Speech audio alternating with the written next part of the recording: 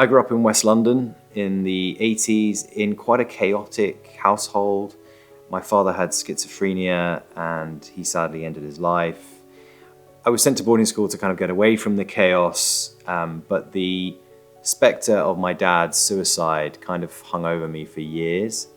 And I ended up hitting 2 pretty serious depressive episodes before the age of 25. And it really got me thinking about what had happened to my dad, why he ended his life, and what it was maybe about my family that felt cursed, for want of a better word.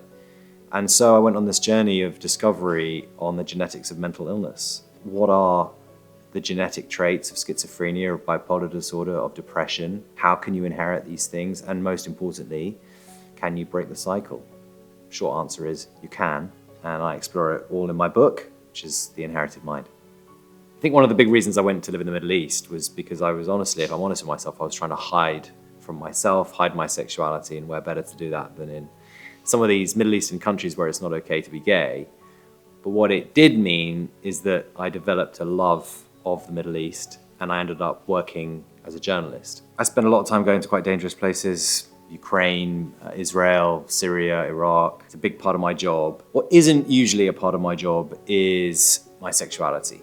In many places actually, I try and do my best not to bring it up because in most of the world it's either illegal or not okay to be gay. But sometimes it does make sense to bring it up. And I went to Chechnya, where it is probably the most dangerous place in the world to be gay. And I met the head of the police force who's been accused of rounding up gay people and disappearing them. And in the middle of the night in a cell in Grozny, where gay people had likely been held, maybe tortured, I told him, I'm gay.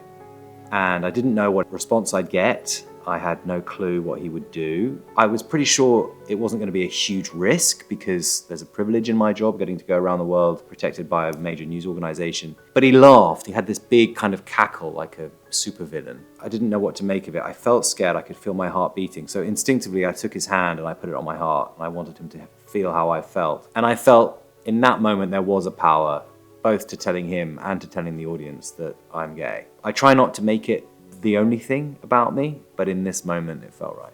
Alex and I got married in Greece with all our friends and family there. My mum took me in to get married, and that was a wonderful thing. It was extraordinary, and I just felt very lucky. I cried constantly getting married, and we would love to have children. That's in our future. One thing I do think is pretty extraordinary in this country at the moment is surrogacy laws for gay people are medieval. And I think it's an outrage that no one's done something about updating them, because for gay people to have a system that they can rely on to do surrogacy, that seems to me a priority. Yeah, I guess my life at work is quite chaotic.